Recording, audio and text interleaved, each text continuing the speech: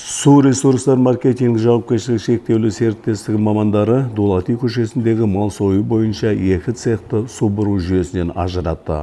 Бұған дейін сынақ зертханасының қызметкерлері кәріз ағындарындағы зиянды заттардың рұқсат етілген концентрациясынан асып кеткенін айтқан болатын.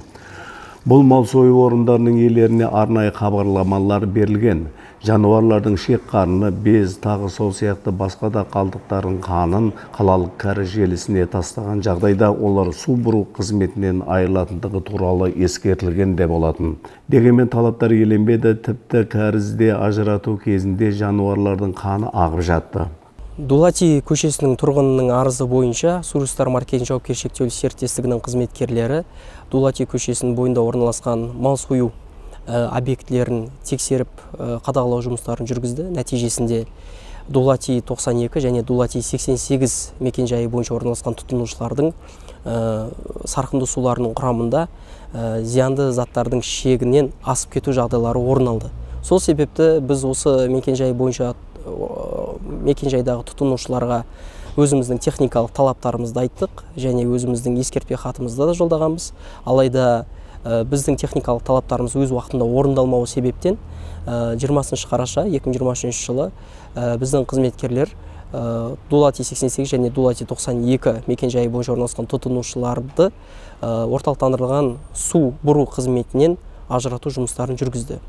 Елді мекендердің су бұру жүйелеріне сарқынды суларды қабылдау қағидаларын бекіту туралы Қазақстан Республикасы ұлттық экономика министрінің 2015 жылғы 20 шілдедегі нөмірі 546 бұйрығының 10 тармағына сәйкес мал сою орындарының кез келген қатты қалдықтарын, тұтас қанды, теріні өңдеу қалдықтарын тастауға тыйым салынады.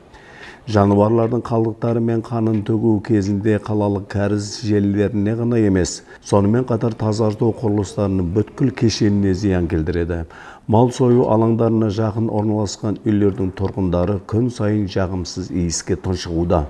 Су ресурстар маркетинг жауапкершілігі шектеулі серіктестігі әкімшілігі мал союмен айланысатын жеке цехтардың иелеріне қан және жануарлардың қалдықтарын заңсыз төгінділерді анықтау жұмыстары әрдайым жалғасатынын ескертеді. Су бұру жүйелерін пайдалану бойынша техникалық талаптарды сақтауды сұраймыз. Біздің талаптарымыз орындалмаған жағдайда сумен жабдықтау және су бұру қызметтеріне арналған шарттың 10 тарауының 42 тармағына сәйкес кәсіпорын әкімшілігі бұл мәселелерді сот тәртібімен шешу құқығын өзіне қалдырады. Сонымен бірге барлық сот шығындарын тұтынушы өзі төлеуге міндетті.